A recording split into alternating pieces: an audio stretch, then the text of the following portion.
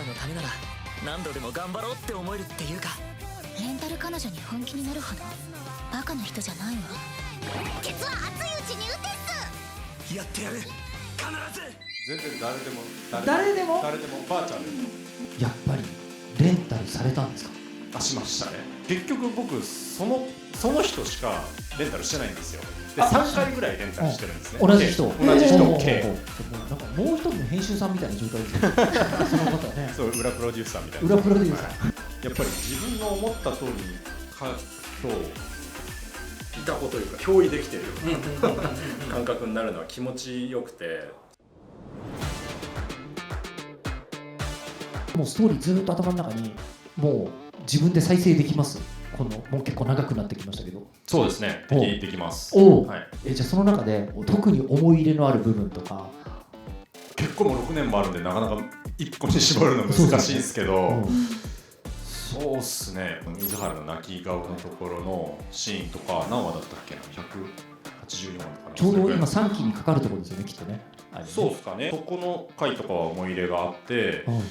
実際そのシーンが書きたくてこういろいろ物語を紡いでいったというか。2年以上かかってますよね、連載で到達するの。かかってます。もともとそのメモ帳みたいなのがあって、ネタ帳みたいなのがあって、そこにメモしながら、連載の初期の頃とかやってたんですけど、も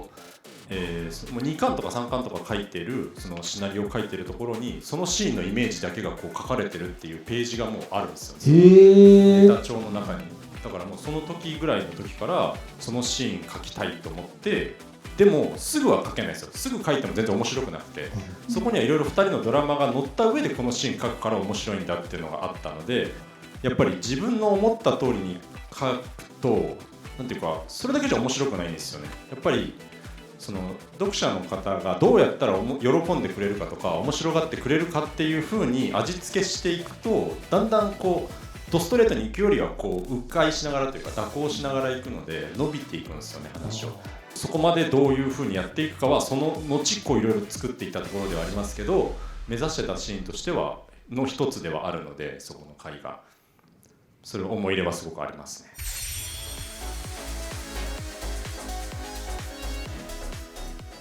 宮島礼二先生です。ありがとうございます。今日はありがとうございました。ありがとうございます。こちらこそお世話になりました。はい。ただ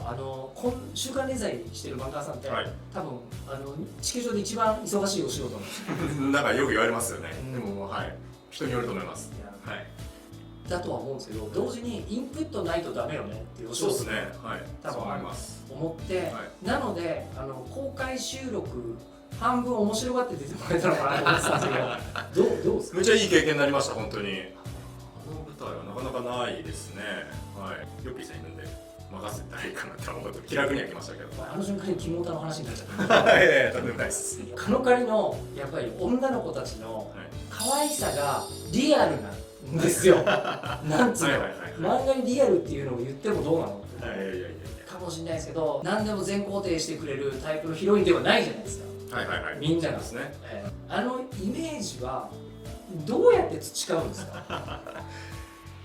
そうですね。でもそんなやっぱりなかなかこうね、都合のいい女性ばかりじゃないじゃないですか。いや、それはこの絵は。それはもうむしろおのずと自然と描いたらそうなるんですけどね。むしろ逆にこうすごく都合のいいというか、都合のいいって言い方があれですけど、なんだろうな、望みをこうめっちゃ叶えてくれるような女性この書き方を聞きたいぐらいですけどね、むしろ。それは多分書いてたとすると、そういう行動を取るっていうことはこの子には何か理由があるはずだってとこまで考えちゃう。はい、そうですね。思いますね。主人公を甘やかすというか、そういう作品もやっぱりトレンドではあるじゃないですか。結構そんな中で、でも主人公にそこまで全部捧げられるこのヒロインって何がしたいんだっていうか、そういうのはどうしても思ってしまうところではあって、それが作れれば全然書きますけど、作れないとこうってなりながら書くことになっちゃうんで、それはあんまり健全じゃないなという感じはします。漫画家さんですけど、漫画家さんって映像作品だとするとすげえ複合的なそうですね。監督であり、脚本家であり、役者でありみたいな、全部を一人で務めてるみたいな感じじゃないですか。あえて分解すると、ひょっとして一番やりたいのは脚本ですか？あ難しい。いつもそれはいやすごいこと聞きますね。はい、そうっすね。脚本かな。脚本は好きですかね、やっぱり。考えてて苦じゃない。実際絵描くよりも話作る方が僕は好きですね。はい。でも話を作るっていう中にもやっぱりいろんなそのさっき言ったみたいにいろいろ分解ができてしまうと思うんで、そうですね。話って言ってもセリフを作る、シーンとか絵も作る、演技っていうのもめっちゃあると思いますし、キャラクターも作るし、さっき言ってたそのイベントでもちょっと話したそのキャラが泣いてる時は自分が泣いちゃうっていうのって思いっきり演技の話だと思うんですよね。どういう表情になるのかって自分でまさにそのやりながら描いてるので、それはでも楽しいのは楽しいですね。その瞬間をこういたことというか表裏できてるような感覚になるのは気持ちよくて、そこはある種やりがいの一つでもあるので、演技ももしかしたら好きなのかもって思う時はあるんですけど、でもやっぱりそうですね、脚本は割となんでしょうね、そういう意味では、割と理系の作業っていうかパズル組み立ててるような感覚にすごいなる時があって、そのピタッとパズルはまったっていう気持ちよさは結構なんかこう変え難い喜びあるなって思うので、そういう意味では脚本の部分、その部分パズルで組み立てて構成してる部分とかはすごい楽しいかなと思います。ってことは初めからこう到達するのが決めてたシーンでもあるわけじゃないですか、だけどそうじゃないところでなんか自分の楽しいように会話劇みたいなのを作っていったら、あれ用意してたというかここにたどり着いたところピチッとはまるぞっていう瞬間もあるんですね。そうですね、はい、基本そこを目指してはいて、そこまででどこでこうなんていうかこう思い通りにいかないかっていうと、やっぱキャラクターがそこに存在してるからっていうのがあるんですよね。自分の好きなようにキャラクターを動かせるわけではなくて、キャラクターがキャラクターの信念を持って動いているので、その僕がさっきもちょっとイベントでも話したんですけど、僕がやろうと思ったらすぐにでもそのストーリーだけ起きることだけを置いてって到達できるんですよ、やりたいシーンに。けどキャラたちがそうは動いてくれないっていうのがあるから、そのキャラの気持ちをこう管理するというかメンタルを管理しながらやっていって、感情の赴くままに動かしていこうとするとこうどうしても蛇行していくんですよね。この時にやっぱ物語って長くなったりとか膨らんだりとかしていくっていうのがあって、でもそれが見事に全員の感情をちゃんとこのキャラでいさせたまま物語を進めていってやりたかったシーンに到達するっていうこのパズルなんですよ大きい意味での。これがなかなか難しいけどやりがいがあってできた時はすごく気持ちがいいという感じがありますね。じゃあやってるうちになんかあれこっちのルートに動かすとこの子よりまた可愛く見えるなみたいな。ありますあります。なんか全然ありますかね。ちゃうのがまさに広がるってそういう感じ。そうですね。はい。じゃあ初めの設定ではなかった要素が付け加わってるっていうのも結構ある。あります。まさにそれこそ今原作でやっているような、水原が今気持ちを調べてるっていう状態があるんですけど、これは最初のプロットの時にはないですね。はい。その映画制作のところであったりとかハワイアンズのところであったりとか、そういう過程を経たら、いやもうこれは水原何かしら動かないとおかしいぞっていう、キャラクターとしておかしいっていう風なことを僕が思ってしまって、もともとはなかったんですけど、なんていうかそこまで水原の感情を進めないとちょっと理解できないってなっちゃうっていうのがあって、だとしたらもう進めようと、その未来たどり着けるか分かんないけど、このまだやりたいシーンはあってたどり着けるか分かんないけど、キャラがそっちに行くというんであれば一回もそっちに行ってもう僕が合わせていくしかないんですよ本当に。なのでそんな感じで膨らんでいくっていうか、全然違うシーンっていうのが入ったりとかはそういう意味でありますね。まさに一番厳しい読者ですねそれで言うと、ご都合展開を一番許さないのはそうですね、原作者。はいはい、読者として一番最初に読んで面白いって思うっていうか、その感覚すごく大事にしてますね。書いたものを送るっていうよりも読んでて楽しいものを書こうっていうか、その楽しいの要素の中に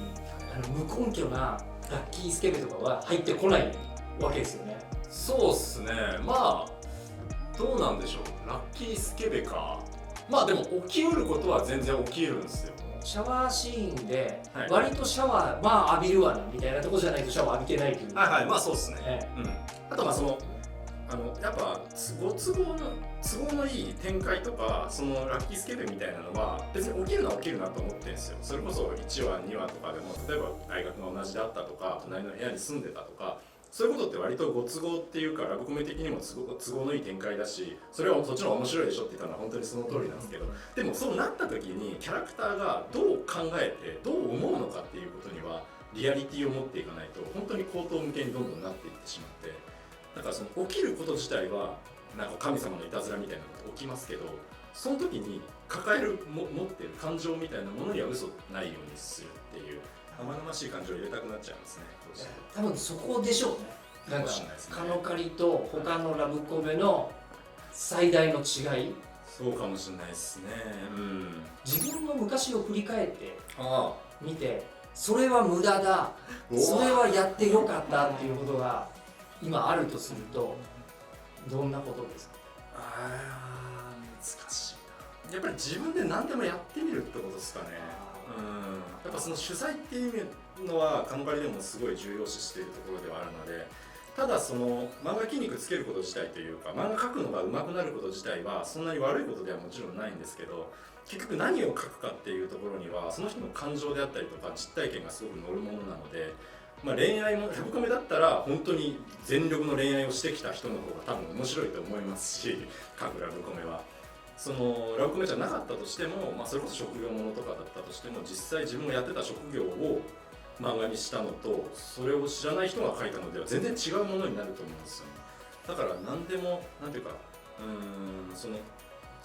なんて自分の好きなものに興味持ってそこに何でも飛び込んでみてその実体験として感覚としてそれを持つっていうのはすごく大事。これは多分何の仕事でもそうかもしれないですけど、だからその勝手に妄想だけで描かないようにっていうか、レンタル彼女借りたわけですよね。本当にそうですね。そういうところですね。もっと言うと、そのラブコメ今日本で一番ヒットしてるラブコメの一つをお書きになってらっしゃる、わけです。ありがとうございます。ってことは恋愛すごい大変な目にあったこともある。僕めちゃめちゃ重いと思うんですよ。恋愛として。なるほど。めちゃめちゃ重い恋愛してしまうんですよね。お前が全てみたいな感じになる。そうっすね。だからなんか、うまくいってもめちゃめちゃもちろん喜ぶのはそうかもしれないですけど振られてもめちゃめちゃ落ち込むしそれをもう本当にそのまんま書いてるっていうところもあるのでそれは当時は地獄のようなね振られたら地獄のような苦しみを覚えましたけど、今となってはそれがちゃんとこう糧となって、創作できてるかなって思うので、無駄ではなかったというふうには思っていてテンション上げてけってことですよね。そうですね。テンション上げて体験できることをいろいろやってみよう。すみません、じゃあもうめちゃめちゃ忙しい中、電撃にインタビューさせてもらった割には、あけすけにいろんなことを。いやいやいや、先生どうもありがとうございました。ありがとうございます。